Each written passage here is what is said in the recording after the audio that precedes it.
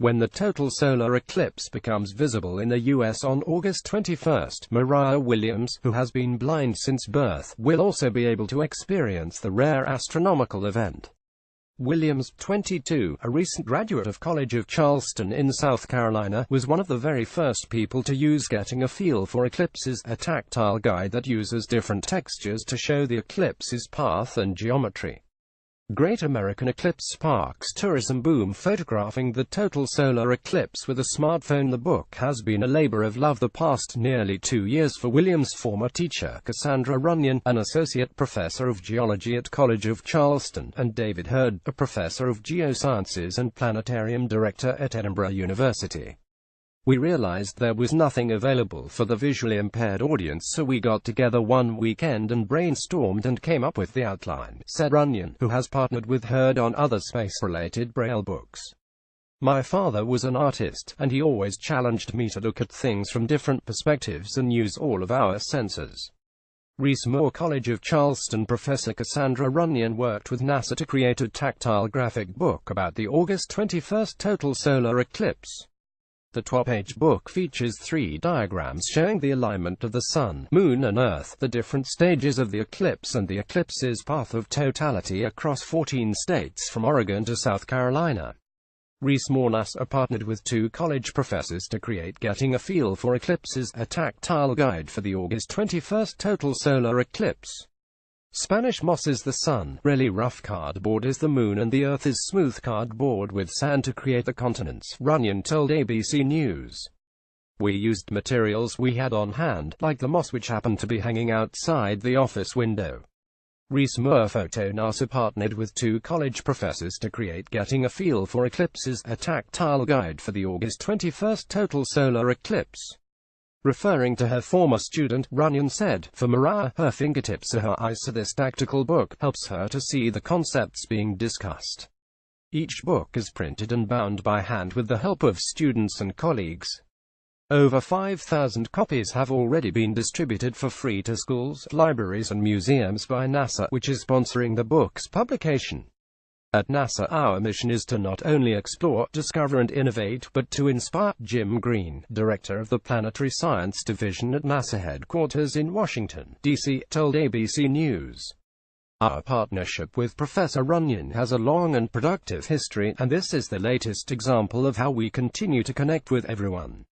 NASA sponsored the publication of Getting a Feel for Eclipses, a tactile graphic book about the August 21, 2017, total solar eclipse.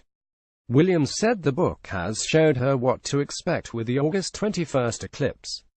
I sort of knew the eclipse was coming up, but my only real thought was, okay, the sun goes dark for a little while, said Williams, who plans to experience the eclipse in Oregon. The book has made a huge difference from just knowing that something exists to really understanding it.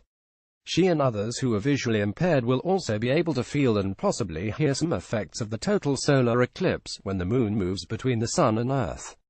There's usually a big temperature drop, so we'll be able to feel that, Williams said. I think the coolest part will actually be able to hear whether any of the animals react. They say sometimes the crickets chirp in the dark and the roosters crow when the sun appears. Tim Doucette, who has also been legally blind since birth and who runs the Deep Sky Eye Observatory in Nova Scotia, will travel to Nebraska to view the eclipse. Doucette, 43, is able to see best at night. He plans to bring an arsenal of camera gear to photograph the eclipse. My pupils are permanently dilated, so for me daytime is extremely bright, even with sunglasses on, and it gives me an advantage so I can see very well at night, Doucette told ABC News. It will be interesting to see if my eyes pick up a different type of light. Doucette, like Williams, plans to wear the special-purpose solar filters, such as eclipse glasses, are handheld solar viewers recommended for all viewers of the solar eclipse. Even if you can't actually see the sun, it doesn't mean that it can't harm your eyes, Williams said.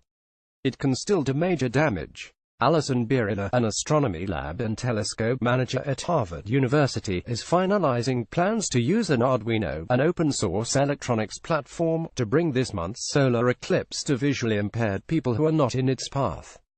Birilla and her colleagues adapted a device with a light sensor that will detect the eclipse's light and convert it to sound. Alison Birilla, an astronomy lab and telescope manager at Harvard University, has programmed an Arduino to bring the August 21st total solar eclipse to the visually impaired. Right now we have a clicking sound, so a bright light is a higher pitch and faster clicking, Birilla told ABC News. When something blocks the light, like the eclipse, it slows down to a deeper sound and slower clicks.